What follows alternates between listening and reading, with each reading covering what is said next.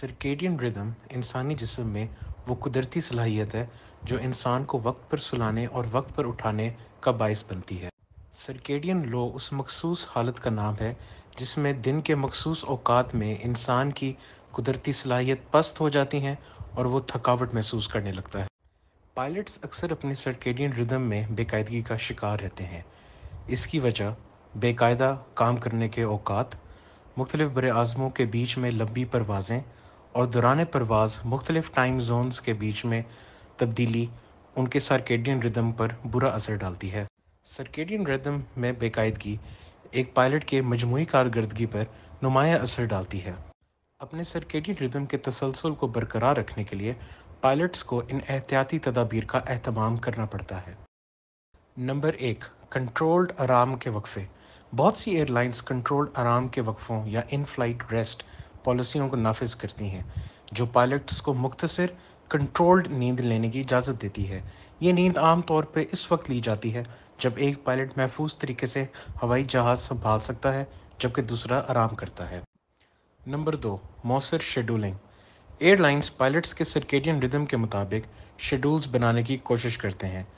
मिसाल के तौर पे परवाज़ के हसास मराहिल यानी टेक ऑफ और लैंडिंग को उन औकात से बचाया जाता है जिनके दौरान पायलट सर्केडियन लो का शिकार हो सकते हैं।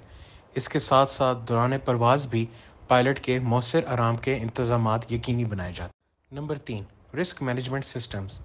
एयरलाइंस मुख्तलिफ डाटा और साइंसी असूलों का इस्तेमाल करते हुए पायलट्स के आराम को यकीनी बनाते हैं।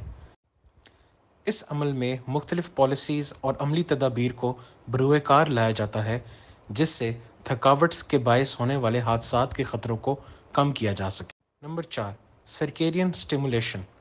प्रवास से पहले पायलट्स के सर्केडियन रिदम को एडजस्ट करने के लिए रोशनी के इस्तेमाल की हिकमत अमली मुफीद साबित हो सकती है। इस अमल में जिस्म को सुबह की रोशनी का ज़्यादा से ज़्यादा सामना करना पड़ता है जबकि सोने से पहले शदीद रोशनी से बचाव वक्त जोन्स के मुताबिक ढलने में और नींद का तसलसल बरकरार रखने में मदद देता है। नंबर 5, तालीम और तरबियत। पायलट्स को थकावट और सर्केडियन लो की अलामात को पहचानने की तरबियत दी जाती है।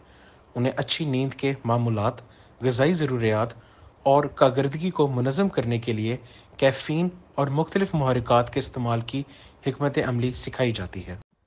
नंबर 6, जदीद मॉनिटरिंग टेक्नोलॉजी का इस्तेमाल।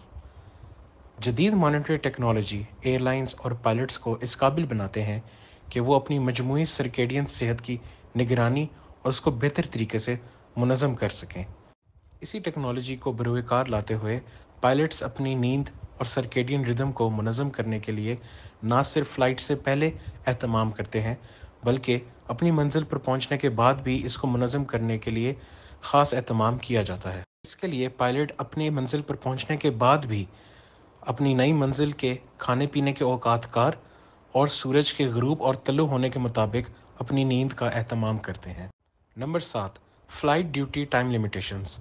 वफाकी एविएशन एडमिनिस्ट्रेशन FAA, अमेरिका या फिर यूरोपीय union aviation safety agency EASA Europe में रेगुलेटरी इदारे हैं जो कि सख्त फ़्लाइट ड्यूटी टाइम लिमिटेशंस और लाजमी आराम के औकात को आयद करते हैं ताकि थकावट से मुतालिक हादसात का इम्कान कम से कम तर हो सके। खुलासा, सर्केडियन रिदम को मैनेज करना ना सिर्फ पायलट की अपनी जान के लिए ज़रूरी है बल्कि परवाज़ और उसमें मौजूद तमाम मुसाफिर की जानों की भी हिफाजत करता है। पायलट्स अपने सोने के औकात, ग़िज़ा, वर्जिश और मुख्तलिफ मुहर्रिकात के ज़रिए अपने सर्केडियन रिदम का ख्याल रख सकते हैं। ये अमूमन सुबह जल्दी उठने से या रात देर तक जागने से महसूस किया जाता है।